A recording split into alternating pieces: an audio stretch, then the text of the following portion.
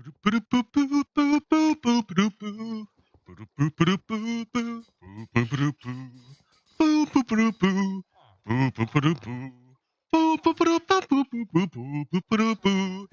good morning. It is I, your host, Kiddo, with yet another episode of Redstone Lapis Lazuli. Yeah, it sounds like a freaking factory over here. What's going on? Hold on, let me see what's going on. Hey, hello, good morning, good morning, good morning. Hello, yes. And here I am in my in the revamped um iron farm. I've once I discovered the formula of how to do this correctly, I like went with it. And I fixed a lot of broken stuff. So this was the other iron farm that was broken, and off in the distance, that's another iron farm that was broken and is now fixed. So let me demonstrate the many ways in which this has been improved.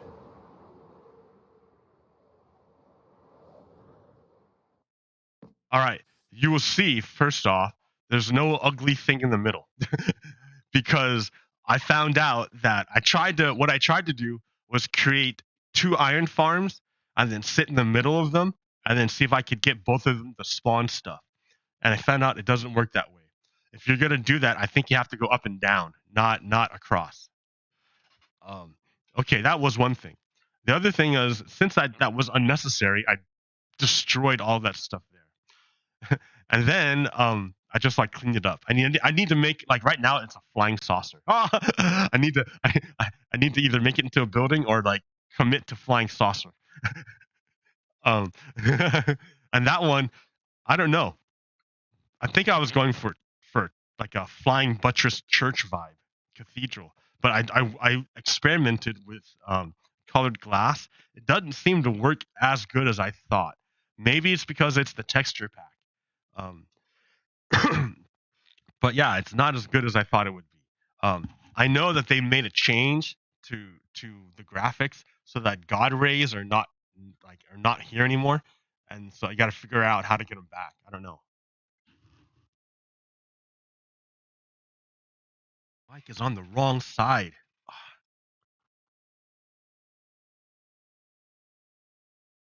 I have that green coffee mug. Ah, that's funny.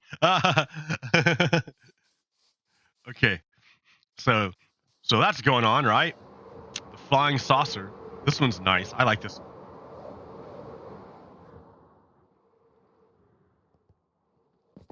Um, I mean, it's the same thing. They everyone's everyone's contained in this field there. This one is armor smiths. So everyone here is making armor. The other place was a tool. So they make tools. These guys make armors, and those guys over there make arrows. Oh, and then I have, yeah, way up there. But I don't even talk to them. And then this guy, he just hangs out, but he's cool. He doesn't break the farm. So since he doesn't break the farm, he can hang out.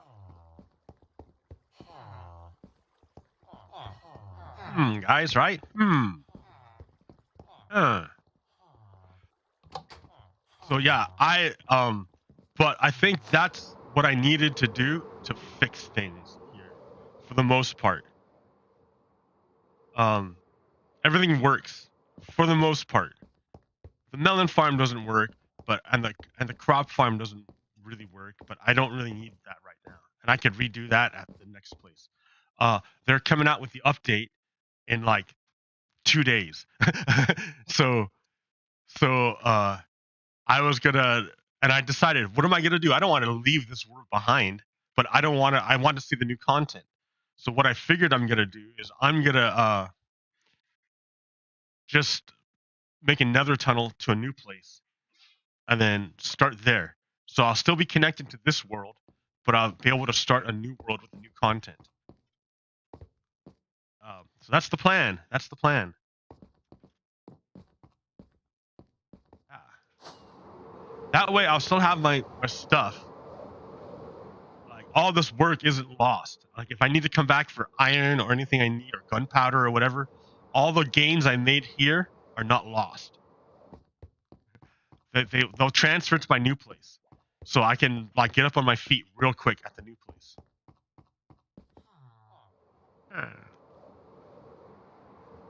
Yeah, I fixed the village. I fixed the old broken station over there. I fixed both of the iron farms. They work.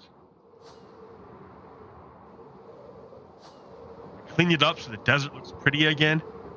Like I didn't like it with all those lines running across. It looked ugly with all that stuff. Just like, and it was not necessary. Look at all the trash I left behind. You'll despawn soon enough, trash.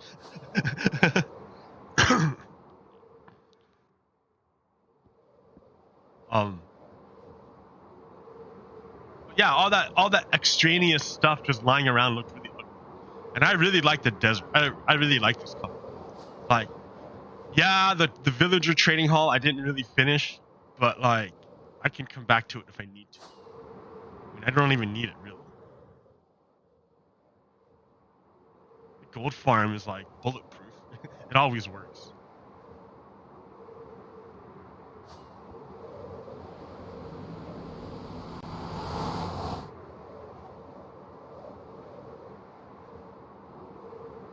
Yeah, this is just like gorgeous landscape. So I don't want to leave it behind. Look at it. It's great.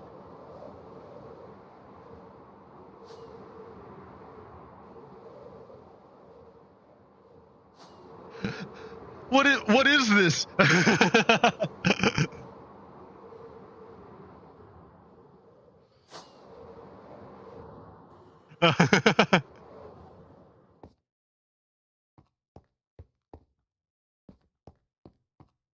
Look at that over there.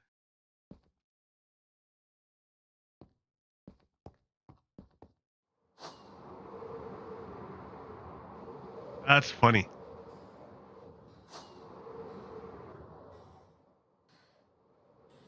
Chunk. Another one. Chunk. I don't want to go too far up out of the red desert.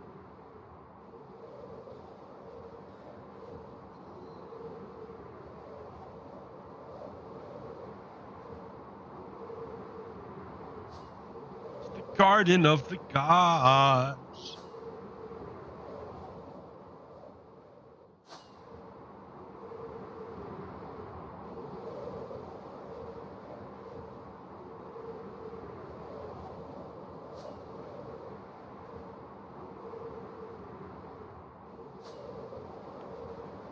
So yeah,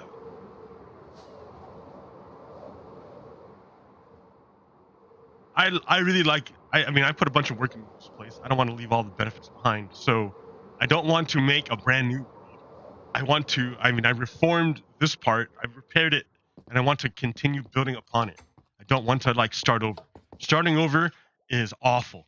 Starting over is the worst. You don't want to start over. You don't. If you can avoid starting over, by all means do so.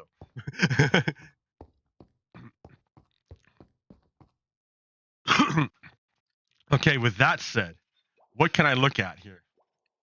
Like, we're in a strange time in the United States. We're in a strange time. Today is the anniversary of D-Day. Today is the anniversary of D-Day, where we stayed with the United States and its allies staged one of the largest logistic uh, events ever. A huge logistic achievement. Logistics did it. Logistics. Yeah, of course the troops did it. Of course, right? But to get them into the position where they could succeed was a monumental task. You don't see all the people behind those ships. You don't see it, but they're there. And the timing to know when to go. Not during a storm when all those soldiers would have drowned. Like,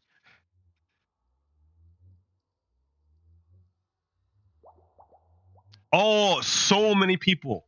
So many people behind it. But yeah, today is the anniversary. And I like this picture because that's a general on the ground talking to the troops directly. To like the guy at the top talking to the people who are going to make it happen, who are going to do what he says. Like he's like, I bet you some of these people died, and he's looking at them in the eye.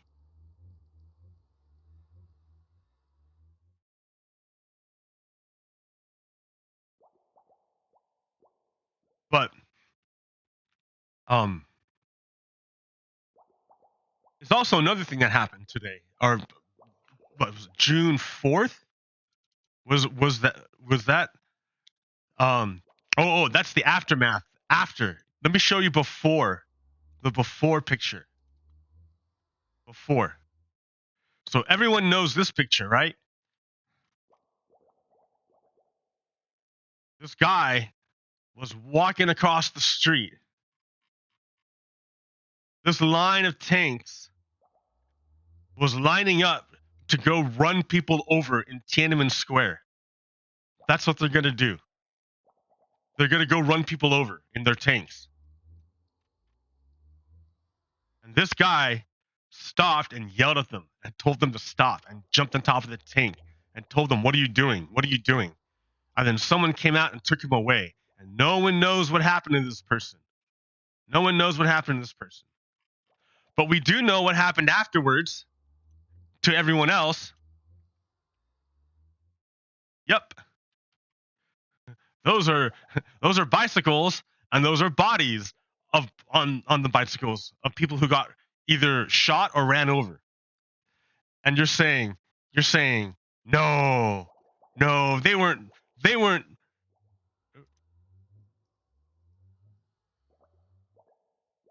and you're saying no, no, no, they weren't run over.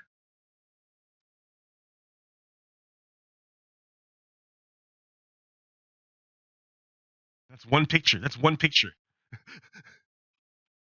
You're saying no, no, they weren't run over. Let me see.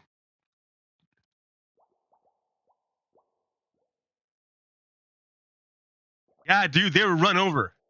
The tanks ran them over. The tanks ran over people in Tiananmen Square. So when you say tank man, know that these tanks are on their way to go run over people. What were the people doing? They're saying, "Hey, let's have democracy." And the government, the Chinese government said, "Let me run you over with our tanks, and then let's cover it up." So there's a reason. There's a reason why these guys are fighting. Right? There was a reason why these guys went out there. But it wasn't just these guys, right? Everyone loves to point to these guys and be like, heroes, heroes, heroes, because this time they were successful.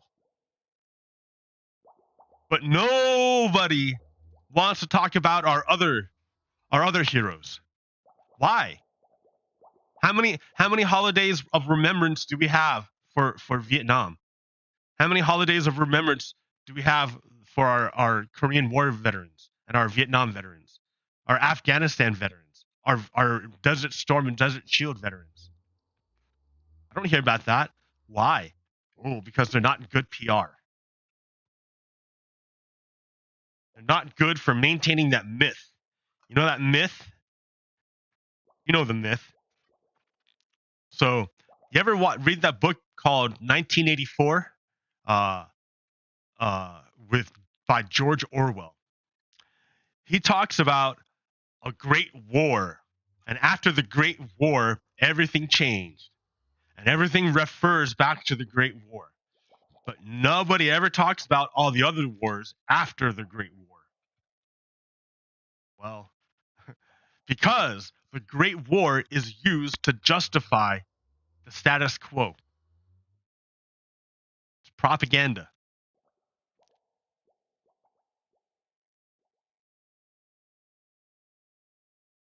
I recognize the sacrifice and the effort, the immense effort, collective effort of everyone involved. And I want to honor that by pushing forward, progressing, expanding truth, justice, and liberty to all humans. Now, I can't do it by force because that goes against truth, justice, and liberty. I can do it by example. Easy. That's like the best way, right? I shine as bright as I possibly can, and by doing so, others will look, and by my light, they will be able to see other things. And and my hope is that by seeing things by my light, they can be guided to move toward truth, justice, and liberty. But I can't force them. I can't force them. That's the opposite. That dims my light.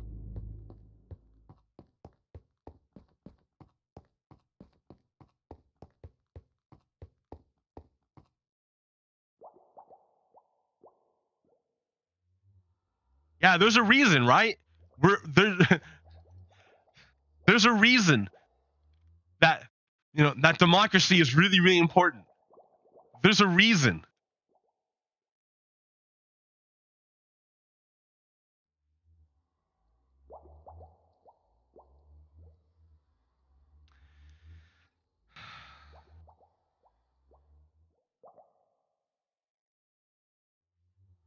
Um, that's important too. I need to get back to that too, but hold on. So, what can I do here? Let me grab something. That one.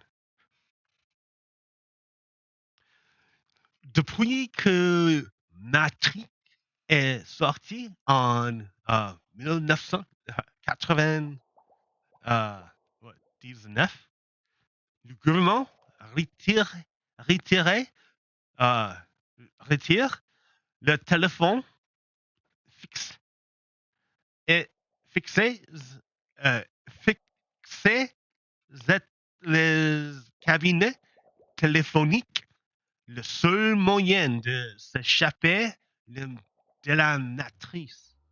So what that means is, since the Matrix came out in 1999, the government has retired or has like phased out landlines and payphones. The sole means, and like telephone boxes, the sole means of escaping the Matrix. It's a joke. So, but check this out. Let me go look this up. This is important. Everyone knows what this is, right? Everyone knows this, and this is famous. Uh, this is Michelangelo, Sistine Chapel. When did he paint this? Sistine Chapel. Michelangelo. When? Date. In 1508 and 1512. 1508. Okay, now here he made this, right? 1508, the Renaissance. Now I want you to here's something that is really important. I want you to look at, and they pointed it out before, and to me, like once they pointed it out, it's obvious. It's super, super obvious, right? This is Michelangelo's famous painting of God reaching out to man, and man like lackadaisically like reaching back out to God. Like he's like, God's like whatever, whatever, and God or man's like whatever, whatever, whatever, and God's like, oh, I'm really, really trying to get to you. All right, but here's the thing you need to notice: 1508, right? The church is ruling everything, right? The church rules everything. Look what Michelangelo. Yeah, you want to talk about tagging? You want to talk about graffiti? You want to talk about like subversiveness? You see what God is? Do you see the shape of God? Do you know what that shape looks like? That whole thing? That's a brain and a brain stem. That's a brain and a brain stem. Michelangelo is saying God is in the head. On the wall, on the ceiling of the Sistine Chapel. And it's been up there for like 500 years. Ah! Talk about master level trolling. That's awesome. He's like, it's reason, dudes. It's reason. Ah! Ah! That's awesome. Okay. Seeing that, she got this one. From 1980 to 1993, the Israeli government prohibited Palestinian artists from using the colors of the Palestinian flag in their work. What? The government prohibited colors in artwork? That, I mean, as an American, as a citizen of the United States, that is horrible. I can't even. That's like you fight against that. You rebel against that for sure. The government can't tell you what to do in your artwork. That's ridiculous. You see the power of art? The Israeli government recognized that this was super powerful and super subversive. So to stop this from happening, they did this.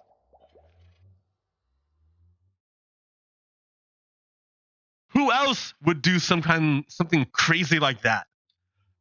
Oh yeah, the United States people. The United States did this to Puerto Ricans too. In 1948, the U.S. appointed Puerto Rican government signed a gag law making it illegal to fly the Puerto Rican flag, punishable up to 10 years in prison. It was illegal until 1957. When the law was repealed, the government changed the Puerto Rican flag to U.S. blue. See, art and symbols have power. I don't even, don't believe me. Look for yourself. Governments act to stop symbols. That's how strongly corporations will sue you if you tag with their symbol. If you go on the internet and use Coca-Cola symbol and you slap that on your YouTube video and be like, "Yo, ha ha ha ha," Coca-Cola will reach out of the ether and grab you. Guaranteed. Try it with music. They will reach out of the ether and grab you. Symbols have power. Art has power. Don't let anyone tell you different. Art has power.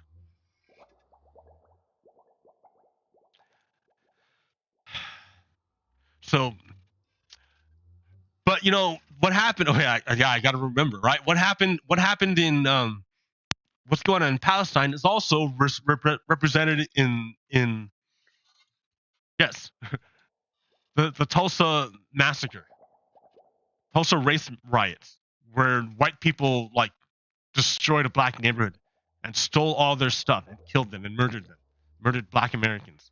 Yep, and then covered it up.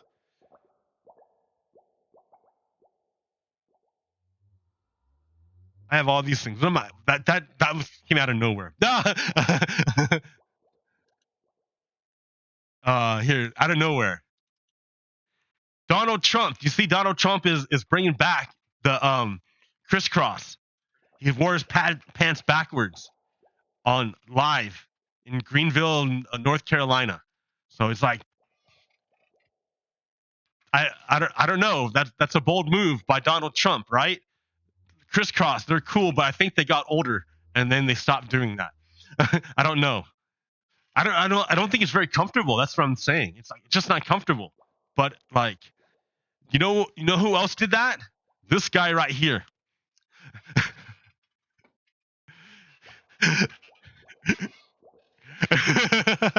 All right.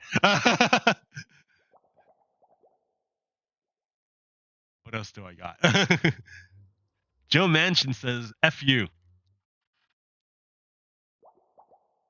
So Jack Holmes down here, right here, Jack Holmes back in April made an interesting observation.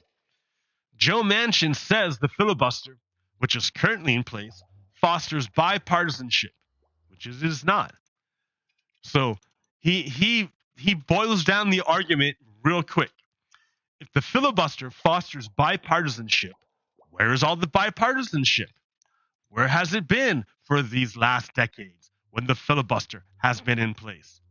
Here's a simple diagram of Manchin's argument.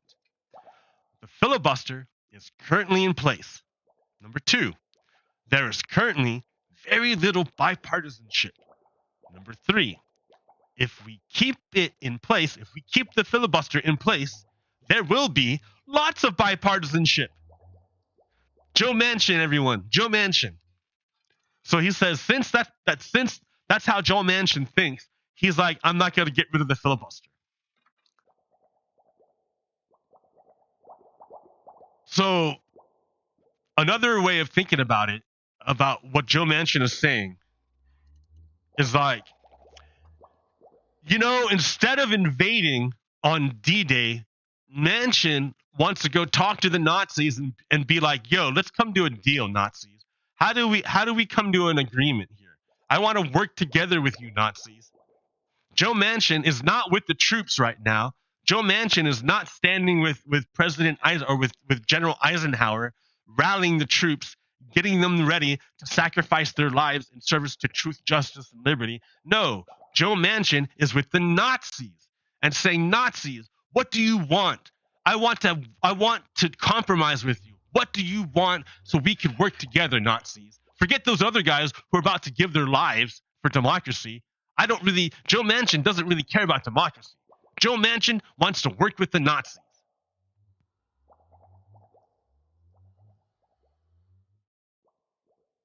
Now my worry is that it's not really just Joe Manchin, that it's really like 10 other Democratic senators behind him. And if that's the case, then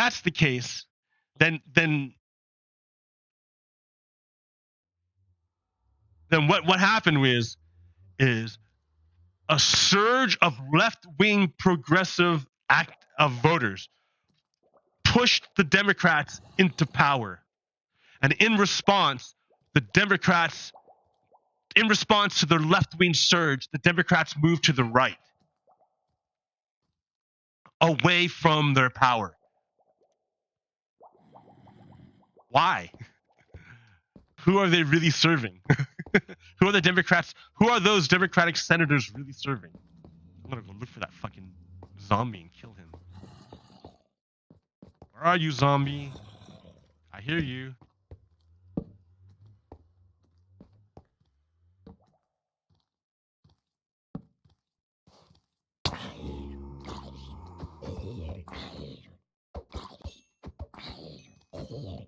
Alright, where'd you come from, though? That's the big question.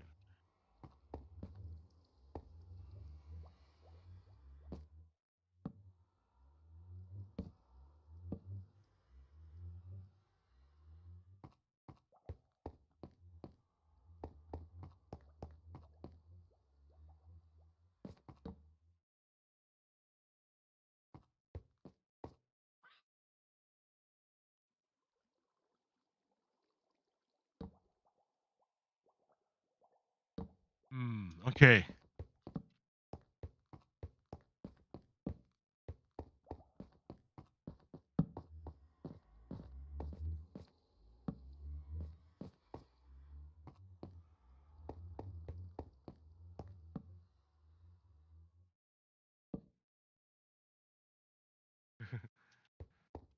Torches everywhere.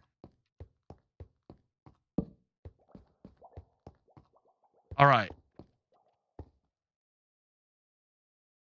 What was I saying? What's going on with the Democrats?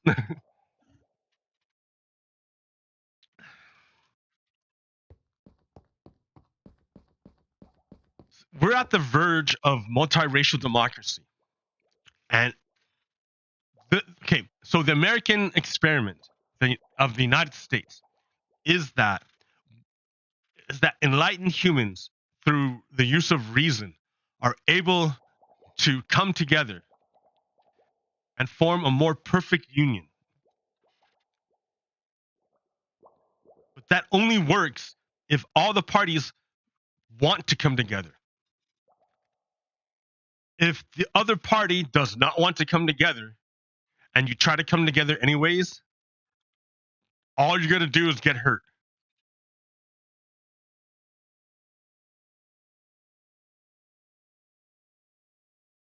So, like, on further reflection, I want to say that the United States is an attempt to is an attempt to to to synthesize the best of socialism and fascism, because those two are opposite, right? How would you pull them together? Well, from fascism, you get the fact that individuals are are weak compared relatively weak. Individuals are relatively weak. They can be, like, they're like twigs, right? Like sticks. They can be easily snapped and broken. Individuals. But when you take a bunch of them and put them together, and you strap them together into a big, like, batch, you have a giant, like, well, they call it a fascist or whatever, a fasci. Like, so the idea is that through unity you get strength. That's a, you know that's a you know that's a pretty good idea. Through unity you have strength. That's a pretty good idea. And then what's the other thing that you can take from fascism? Um, the power of an idea. I think you can take that. You can take that from fascism. The power of an idea. Okay, ideas have power. Okay, I'll take that from fascism. Sure, guys. Right? But of course, we see the downfall of fascism is that it wants to concentrate power. It puts everything on one person. The great man theory. The thing that the fascists have to understand and take from socialism is that is that, yeah, dudes, it's purity of idea, and you have to go all the way with it. Fascists don't go far enough with the purity of idea. See, fascists are all about purity. They love purity. Fascists love purity. Like, they don't really know what they're talking about, but they love it, and it's used as a reason to do all sorts of terrible things to other people. But the idea is kind of is actually, like, on the ball, right? Because what they talk about purity, they're talking about purity of idea. The idea. You want to work on the idea as much as possible to get it down, to chop down all the extraneous bits to you get to the purest form of the idea. So that once you have the purest form of the idea, you can then have amazing reflections of that idea. You can express that idea in a multitude of ways. That's another thing that the fascists get wrong. They conflate purity of idea with purity of form, which is crazy. Which is crazy, right? The whole point of having a pure idea is so that you could have a multitude of forms. Because the idea is so pure and you've whittled it down to its very, very essence, you can now reflect that idea out in untold, unimaginative different ways. That's the job of the human, to discover the many different ways you can reflect the purity of ideas. Now, the next point is, well, then what the hell kind of ideas are you going to reflect?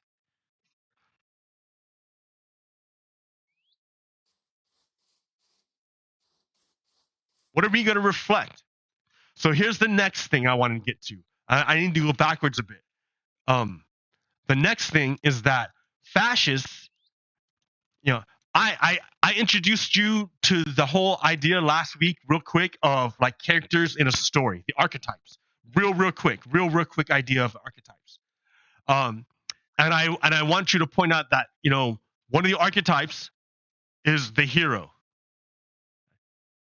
And I told you about the hero with 1,000 faces, so that people recognize the hero when they see the hero, even though the hero is different every time. Even though the hero wears a different face every time, Everyone recognizes the hero.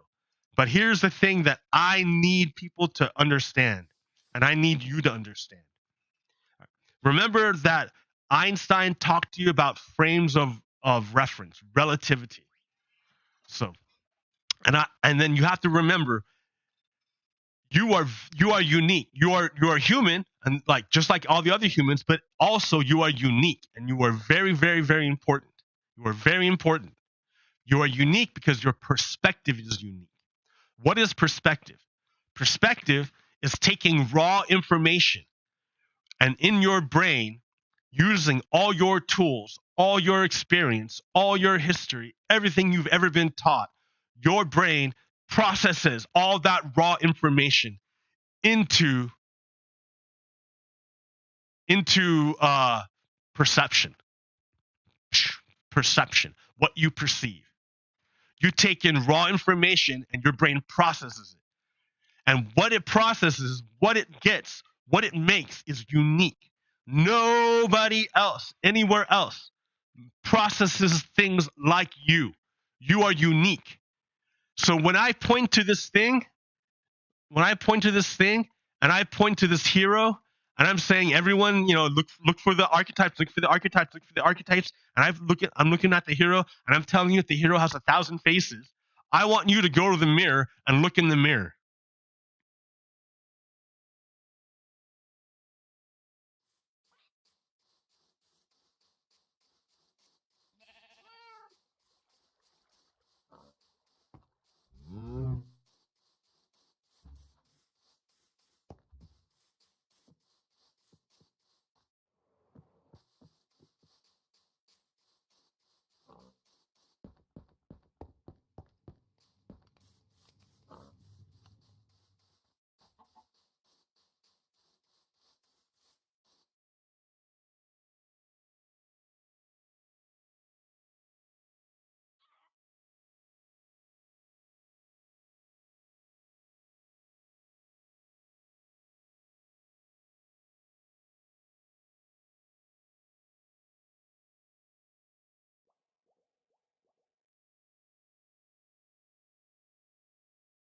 Okay,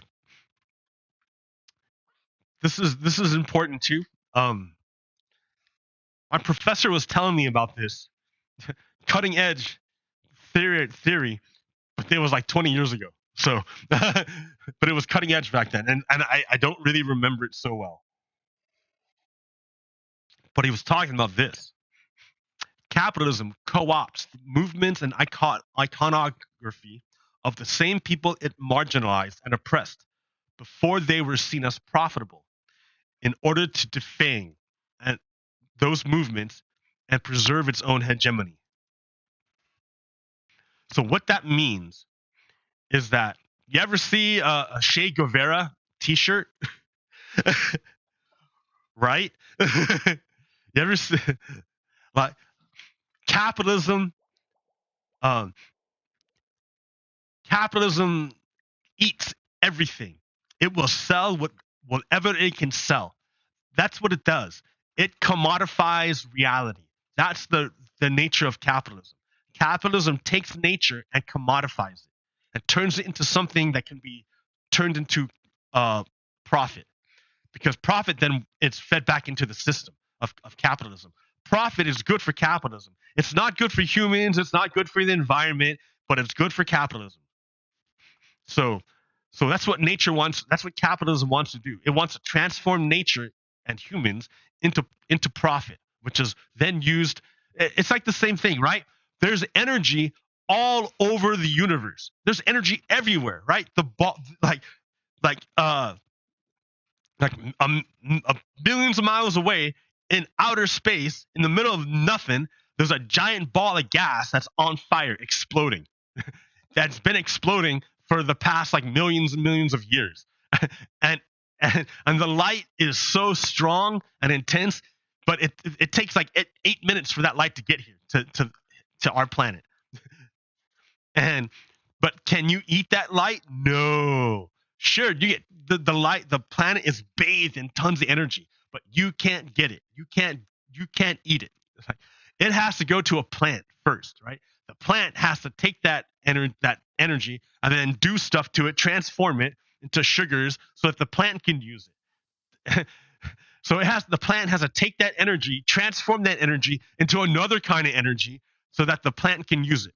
But then humans, we can take the plant and eat the plant. Do we get the energy? No. We we take the plant and we munch it down as much as we possibly can with mechanics, with physics. We break it as much as we can with physics. Then we put it into our factory in our gut, right? Our gut is mostly not us. There's a whole bunch of like other stuff that lives in our gut that's not us. It does. I mean, technically it's not us. It doesn't have our DNA. It doesn't have our genetics. It didn't come out of us. It doesn't originate from us. It doesn't reproduce with us. Like it's not us. It, but yet it lives inside of us. And after we mechanically destroy and break down the plant as much as possible, we put this into a little biome that we made for all for all for all of these other creatures to live inside of us. And then they take all that stuff, that all the plant that we broke down, and they break it down even more. They break it down even more. They just like, and they eat, and they eat it, and they grow, and they live, and they rah rah rah rah, and there's a balance. And then from there, then we take the sugars out, and we use the sugars to feed our body to get our energy. That's a long way to go in order to get energy, huh? And in order to get energy, it has to be transformed 4 or 5 different ways in order for us humans to be able to access that energy, just to get the energy. But remember, not everything does it like we do it. The way cows get energy is they eat the plants and then, but they have like 4 or 5 stomachs. So like we get a little bit of the energy out of the plants, but cows are really, really good at getting energy out of plants. They're really good. I mean, their bodies are made for it. Like we have one biome for stuff to live in. They have 4 or 5 biomes. So it's like it just keeps going back and or it keeps just being reprocessed over and over. The food is reprocessed over and over and over again inside of a cow, so they get all of the energy out of the plants they eat before they poop it out. Wow. Okay, so what capitalism, you have to think of capitalism as sort of like uh an like a life form, kind of like an entity, right? The way it gets its energy, it can't get its energy the way we get our energy. Capitalism can't just eat something the way we eat something. Capitalism can't just eat a plant.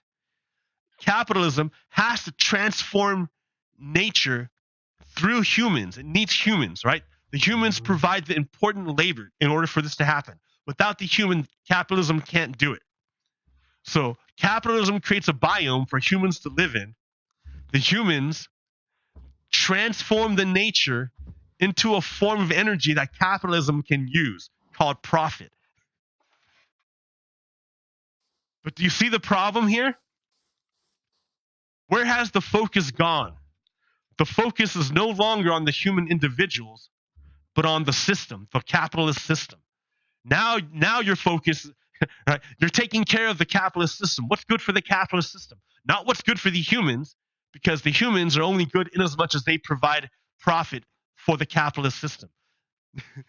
And if the capitalists need to, the capitalist system can take antibiotics and kill all of the humans and repopulate its biomes with different humans in order to get its energy profit. Man, you see the problem here? You see what's happening? Where our shift is happening? Christian cinema, um, um, so capital. Okay, yeah, yeah. I'll come back to this idea that capitalism will eat whatever it can. Where did it go? I'll come back to that, but I want to touch real quick on Christian cinema. Christian cinema and why she supports the filibuster. The reality is Christian cinema. So her reality, right? Her reality. When you have a system that is not working effectively, the capitalist system, the way to fix that is to fix human behavior, not to eliminate the rules or change the rules of the system, but to change not so in other words, don't change the capitalist system, but change the humans to fit the capitalist system. For Christian cinema, the unit of analysis, the focus of her attention is the system, not the humans, but the system. And for Christian cinema, humans are like an infection that you have to fix with an antibiotic. So that's the system, so you can repopulate it with humans that work better for the system. That's why she's a Nazi. So when you hear about tankies, people who are tankies, that's what a tankie is. A tankie is a person who wants the humans to fit the system.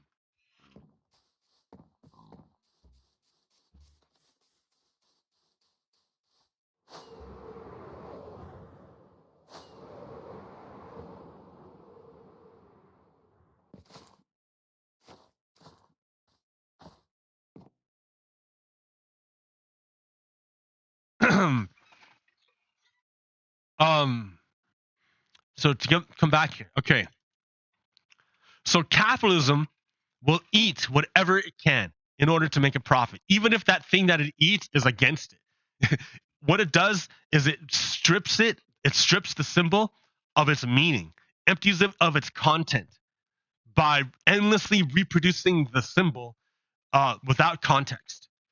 Because then you drain the symbol of its meaning. If you see the symbol everywhere, but there's no meaning to it, it doesn't mean anything anymore. It's drained of its context. When it's drained of its context, you can then appropriate it and then sell it for profit. And capitalism will do that to everything you make. It doesn't matter. It doesn't matter, right? Capitalism.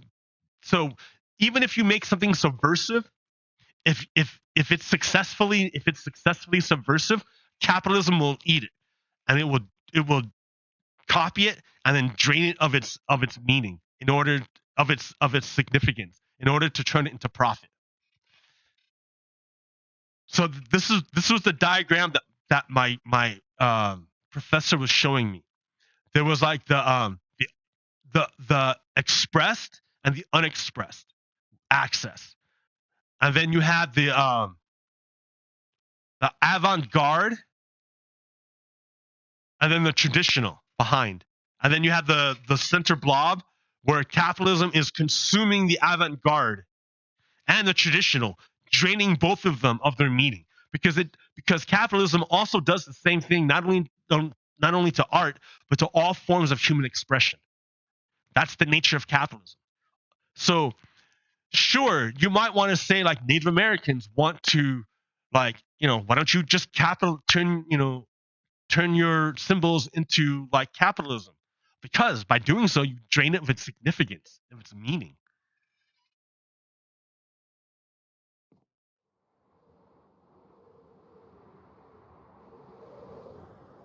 For someone else's profit.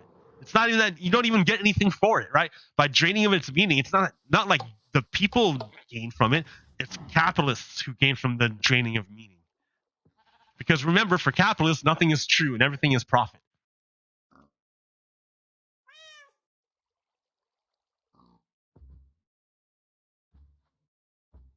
So I told the Truman story, or like on my little break, real quick. But this is what I'm talking about. This guy, Fox News, has convinced white Americans.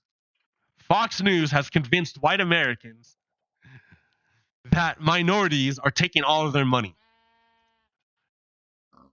This guy, this rich guy, is telling this poor white guy that these poor brown people took all his money. And so do you know the story of the Truman Show? Have you seen that movie? It's an old movie by this point. Um, so real quick, the Truman Show. It's a story about how this movie studio adopts a baby from birth, really really young, and raises the baby on a TV studio its entire life, the baby's entire life. But the baby never realizes it's on a TV studio. The baby thinks it's real life.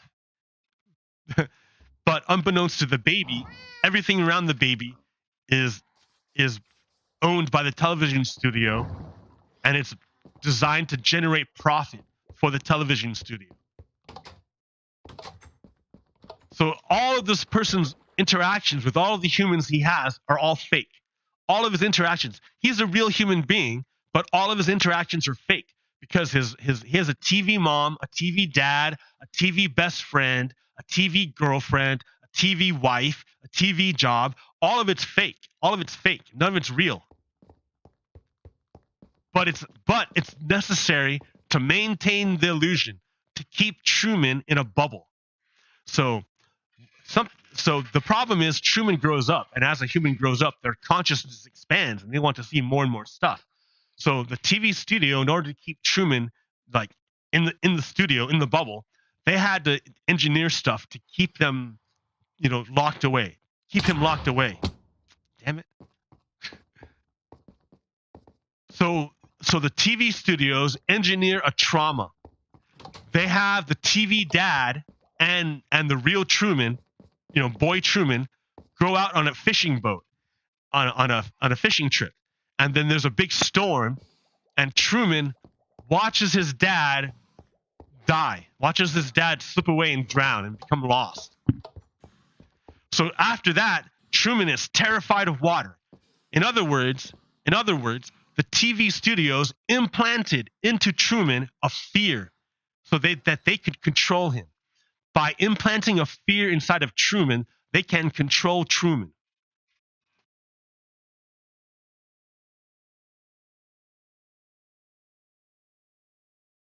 So Truman has a fear of water, and lo and behold, he happens to live on a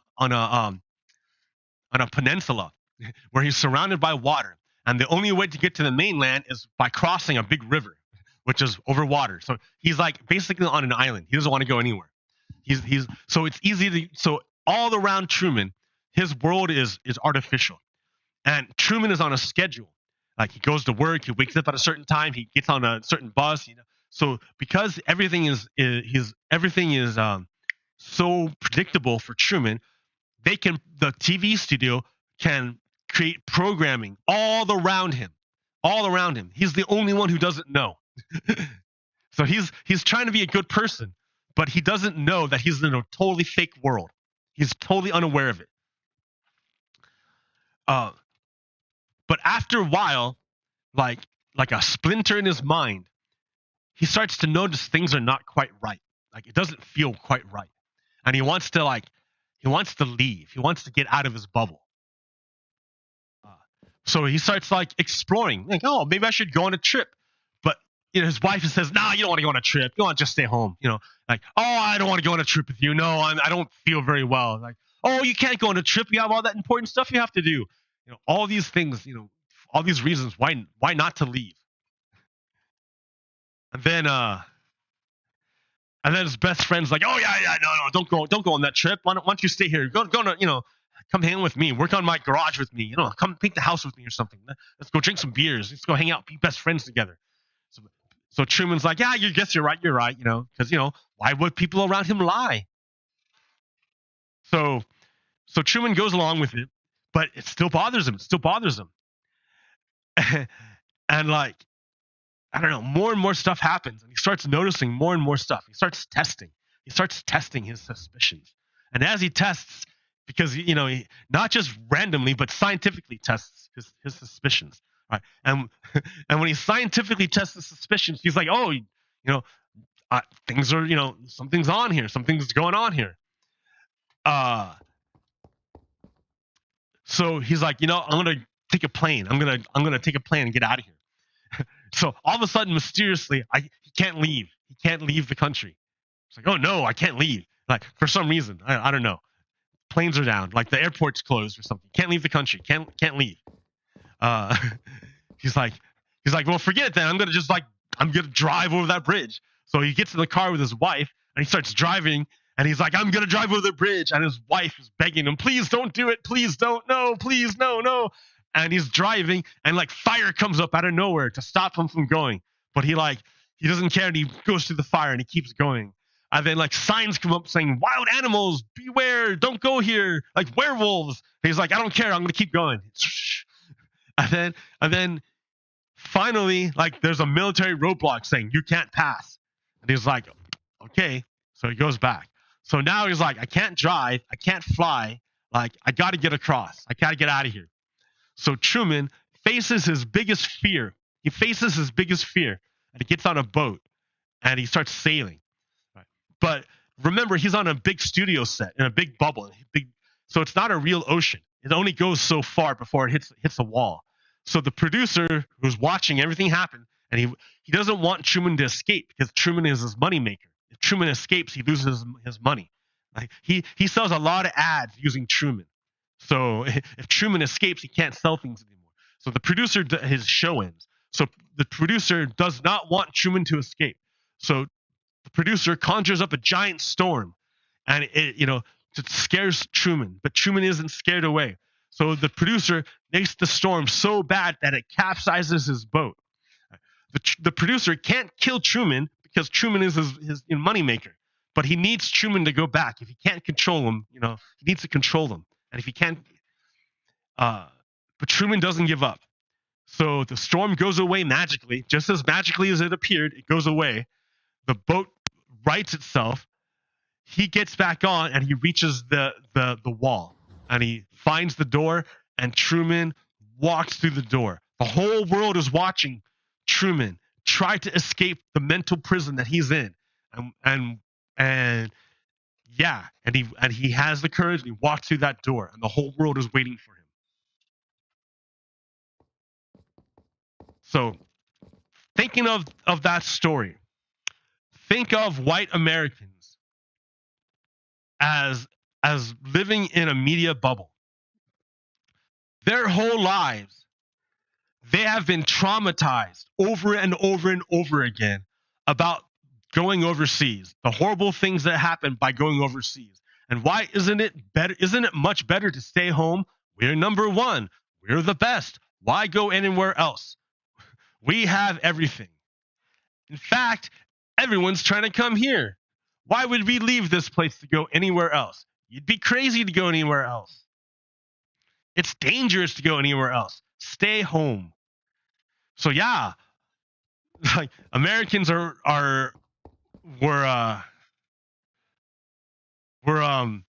traumatized into not leaving their bubble. They never left their bubble. They never left the United States. So and then you get something like Fox News coming up, which like creates fears, right? Once you have it creates fears into the brains of these white Americans.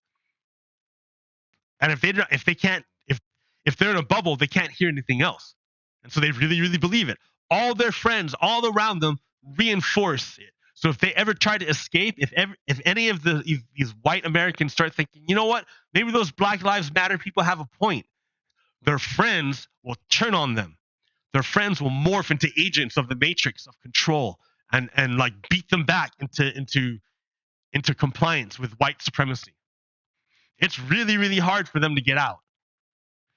I don't forgive them. I don't necessarily forgive them, but it's hard for them. I recognize that it's not easy.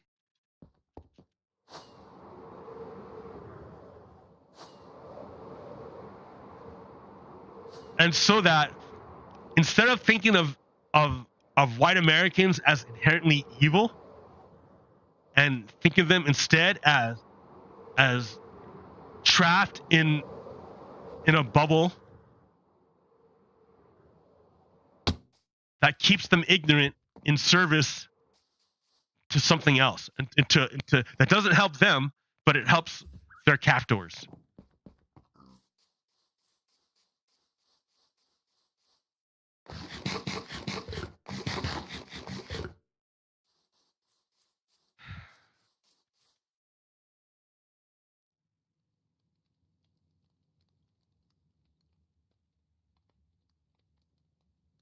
How to info war.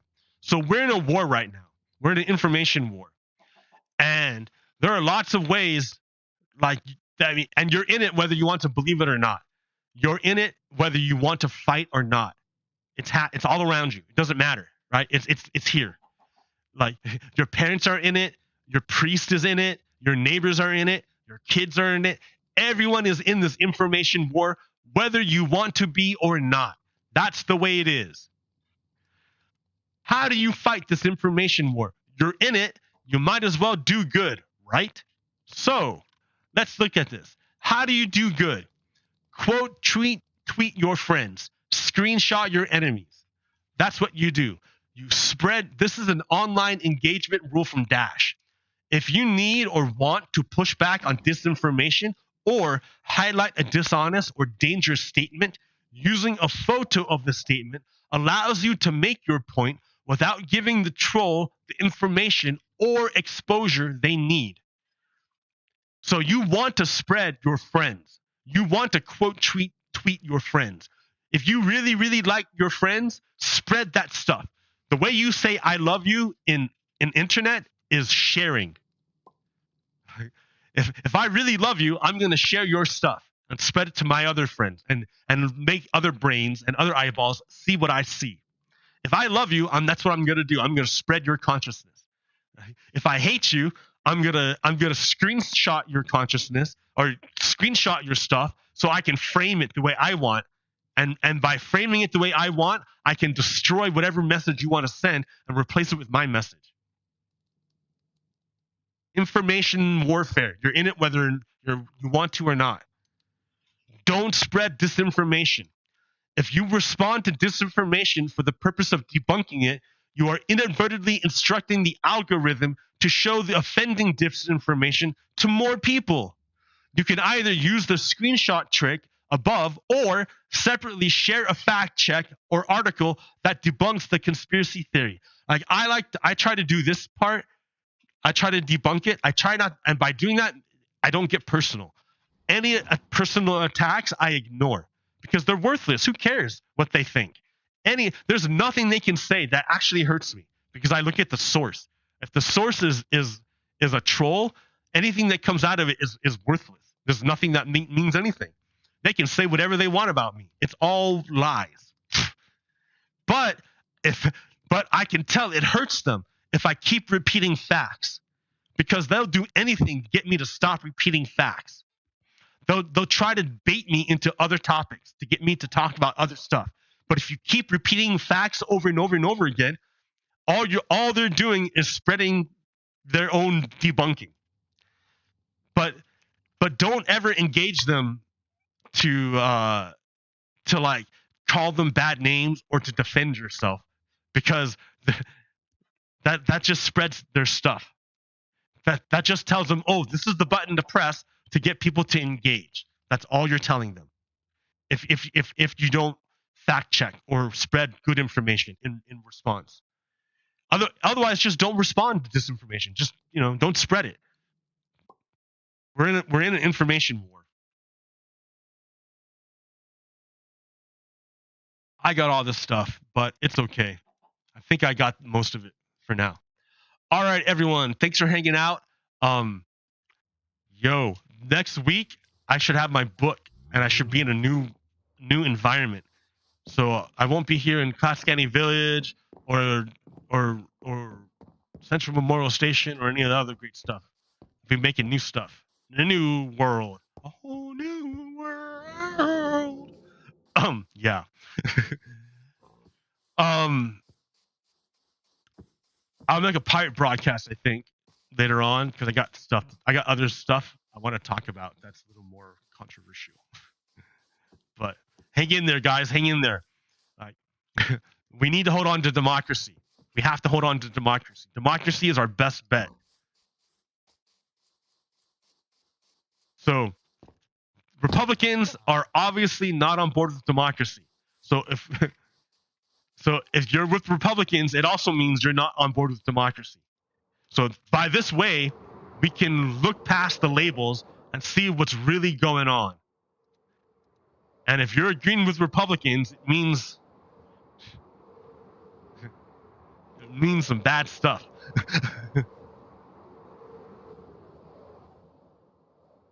All right, hang in there, guys and gals and everyone else. Happy Pride Month. Happy LGBTQ plus. I don't know, all the colors, everything. You guys, y'all are great. Form, form content. You know, I'm you know what I'm saying. Uh, uh, I'm all about it, dude. I'm all about it. Happy Pride Month. Happy Pride Month. Happy Pride Month. Be proud. Be proud. Express yourself. Show that stuff out. Show your beauty. And if anyone gives you trouble, let me know. All right. All right. Peace.